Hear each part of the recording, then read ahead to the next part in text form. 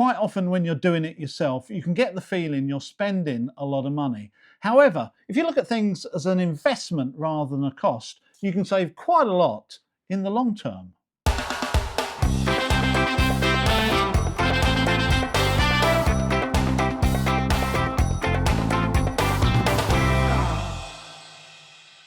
Unless you're a very occasional DIYer, just carrying out 1 or 2 jobs around the home a year, what you will find is that the more DIY you do, the more your confidence will grow, and before long, the more complex projects you'll be taking on. And hand in hand with that becomes more tools and equipment and materials and everything else. So today I'm going to go through 5 areas of DIY that I've learned from experience that a bit of investment sooner rather than later can make things easier and quicker for yourself and actually save you money in the long term. Starting with number 5, which is lighting.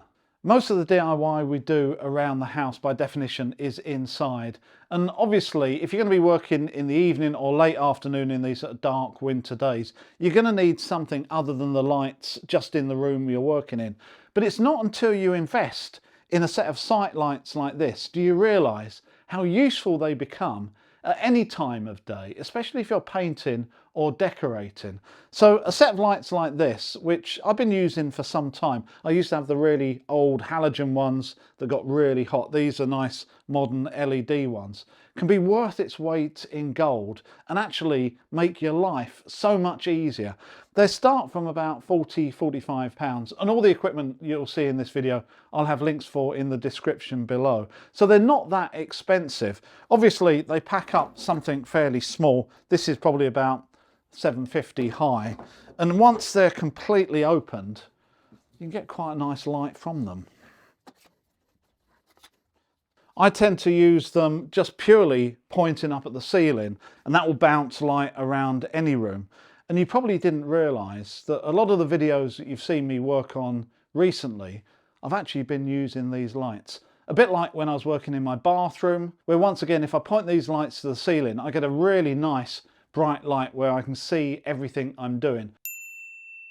They're also really useful when you're painting, because sometimes it can be really difficult to see where you've painted and where you haven't. Whereas once you've got a set of lights like this, suddenly the wet paint shows up and it just makes life an awful lot easier. So I'd urge anyone that's about to do any significant work on a house to start by buying a set of lights like this. You will find that once you own them and once you put them on, you'll never turn them off. Right, let's go on to number 4, which is storage. And I'm sure most of us have started our DIY careers trying to get away with little toolboxes like this, which are only good for exactly what I've got in here, which is a couple of rusty drill bits, a hammer and a sort of flat end rusty screwdriver that's slightly bent as well.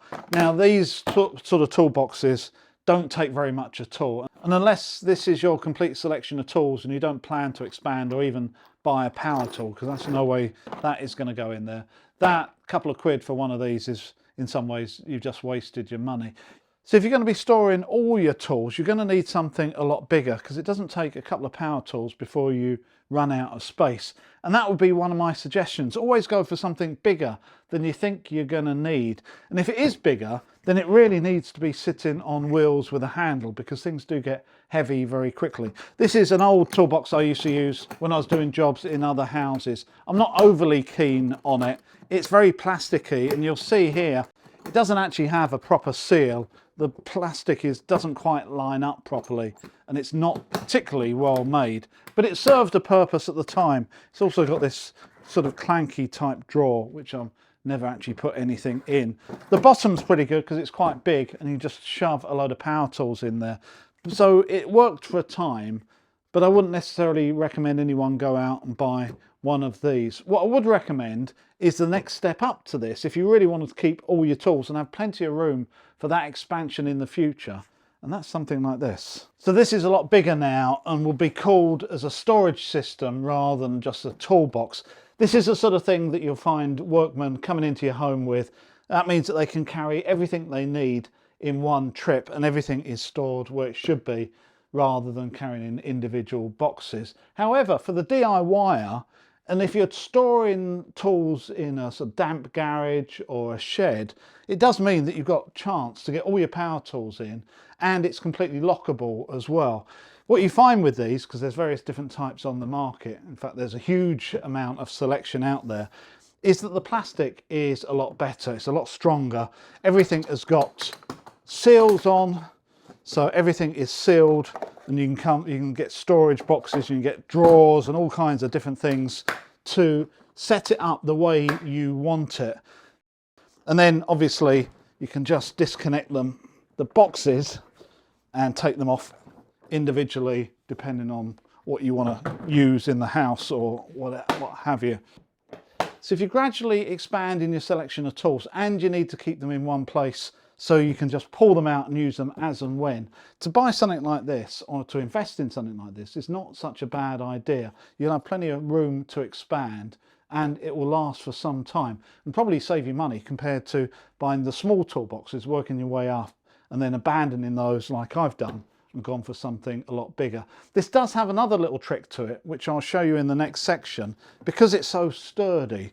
So let's move on to the next section, which is workbenches. I'm very well aware that a lot of DIYers get by without ever having a workbench, or just don't have room for them, which I totally understand. But if you can set something like this up, then you will find that it makes your life an awful lot easier. If you can leave it in place, I would recommend not putting wheels on it. That means if you're chiseling or doing something heavy, the thing's not going to bounce around. The next best thing are obviously portable workbenches, the ready-made type, the modern versions of the old Black & Decker Workmate. But I also want to give you a couple of ideas of alternatives that you can get by with that don't cost a lot of money and don't take any room to store.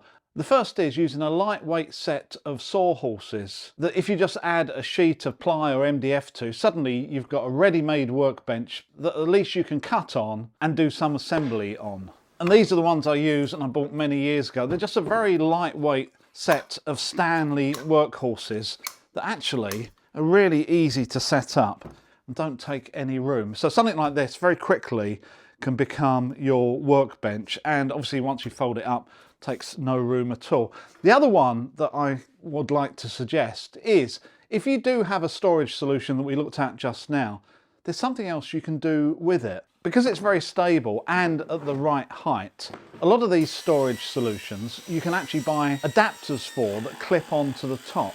For the one that I've purchased, they don't sell that. But that doesn't stop you cutting down a box that does have the necessary fixings on the bottom of it and making a mini portable workbench. Here I'm just using some scrap I've got around the workshop. It doesn't really matter what it's made out of, it's just somewhere that you can drill and fix, and more importantly, clamp something onto while you're doing a little bit of work, let's say in a bedroom or outside.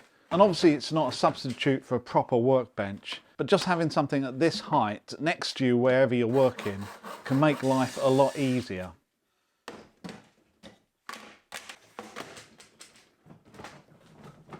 So let's move on to number 2. Don't worry, we're getting closer to power tools, it's okay.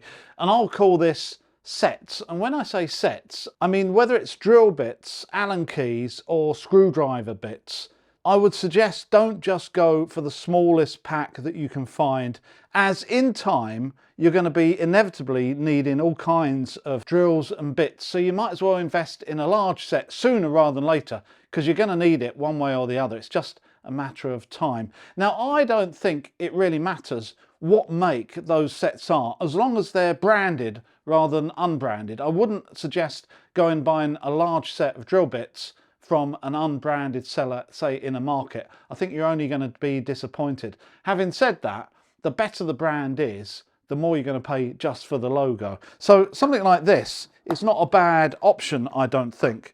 It has really every size drill bit you want, whether it be brad bit, HSS bit or masonry, and all kinds of bits that you're ever really going to ever need and ever come across. But I have to say, things like drill bits and driver bits are what we call a consumable. You're not expected to have them forever. At some point a drill bit will break or bend, or you'll just lose it. But if you put everything back in the box and try to keep them the best you can, then when they do get depleted, then you can always go and get a smaller box and replace the one so you've got a complete set again. But I guarantee you, a lot of the smaller things in here, if you keep them well, you'll be using and you'll be available to you for many, many years. So don't just go and buy small packs of drill bits and that.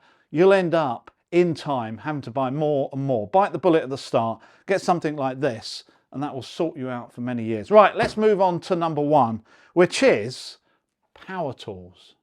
And it's well known that whatever battery platform you start your DIY journey with, the chances are you're going to end up using for the whole of your DIY journey. So when you're starting out and you're starting to invest in tools, it's really important, isn't it, to get the right battery platform and the right company so you don't get disappointed. So I'm now going to tell you my recommendation on which one of these you should pick. And I've never done this on the channel before. The answer is, it doesn't really matter. All of the major manufacturers produce powerful tools that last and essentially do the same job. I would recommend trying to get brushless motors wherever you can, if you can afford it, and also getting a couple of 4 or 5 amp hour batteries. Avoid the generic ones, the cheap ones you see on eBay. After a couple of months, they die and you'll end up throwing it away. It's false economy. So go for the branded batteries. They will last you an awful long time.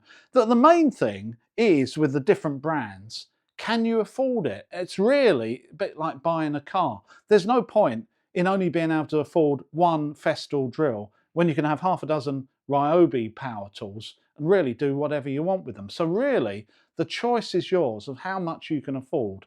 And if you're going to use drills and saws not that frequently, you might well be getting away with Parkside or something a little bit cheaper rather than going for a make or drill that's never really going to be put under pressure. And remember, if you can't get through hard brickwork with your DeWalt hammer drill, don't think that your Makita hammer drill is going to have any more success. It may be that actually you should be using an SDS drill. So in some ways, to have more tools for the same amount of money might be better than having a fewer number and having more premium ones. And lastly, obviously, one of the most important things is the color of it, but I'll leave that to you as well. So I hope you've enjoyed this video and it's helped you a little bit with your DIY journey. I will see you next time.